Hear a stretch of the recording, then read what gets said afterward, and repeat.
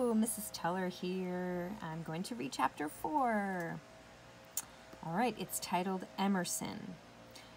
Having English after PE is awful because Miss Jacobs is tough and she hates tardies. So I have to change real quick back into my regular clothes. And I don't even have a second to check a mirror to make sure I'm not looking like a mess before flying to room 218. I've only been late once, and Miss Jacobs gave me a big frown and said not to let it happen again. You bet I haven't. I'm so busy worrying that I might stink from PE and thinking about the potential awfulness of being on the track team that I don't even hear Miss Jacobs ask her question the first time.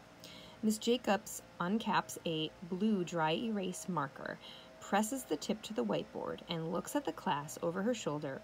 I asked, what did everyone find out about Ralph Waldo Emerson last night? No one raises their hand. No one raises their hand, and Miss Jacobs snaps the top back onto the marker and faces us. Uh-oh. I start rolling my pencil back and forth between my hands to get them to stop itching. Remember why her hands itch? Yeah, because she's nervous. Isn't there anyone who can tell me something about him? Her exacerbated voice has become full-on irritated. She beats her hand with the marker, and each tap hits one of her rings. Tap, tap, tap. It's like the ticking of a bomb. I don't want to see Miss Jacobs explode. That tight bun of hers would just fly right off her head. He lived over 100 years ago, I say, and he wrote a whole bunch of essays that are hard to understand. I try to think of what else. Oh, and our school is named after him.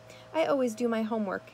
But I don't want to be one of those know-it-all kids who wave their hands around like they're trying to put out a fire whenever the teacher asks a question.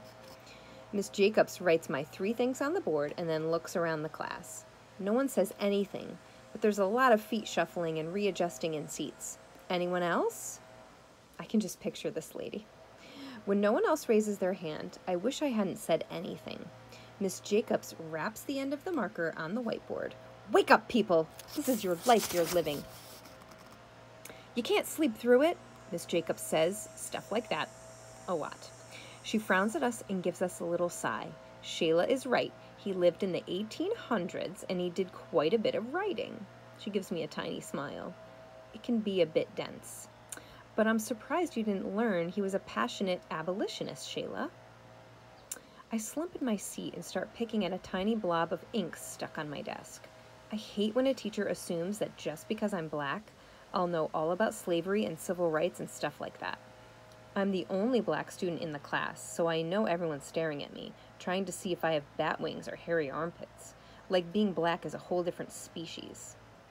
It must be awful to feel like that. Living in West Los Angeles means there aren't a whole lot of people who look like me. It was worse in elementary school. At least at Emerson, there are a lot more black kids. There's a lot more of everything in junior high, but you wouldn't know it in my English class. I sink even lower in my seat. Miss Jacobs gives another little sigh and then asks us, how are everyone's eyeball journals coming along? I look down and hope someone will volunteer to talk about how wonderful their journal is. Yeah, right. My journal is still a whole lot of blank pages and some random observations that don't seem all that interesting. The front doors of the school are silver. My sandwich was yummy. Yolanda had 10 braids on each side today. I need better underwear. When no one answers her, Miss Jacobs says, if you don't have anything to write about, watch the news.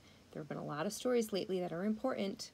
Race factoring into police activity is something you should pay attention to. It feels like Miss Jacobs is just talking to me again, and it makes my whole face get hot.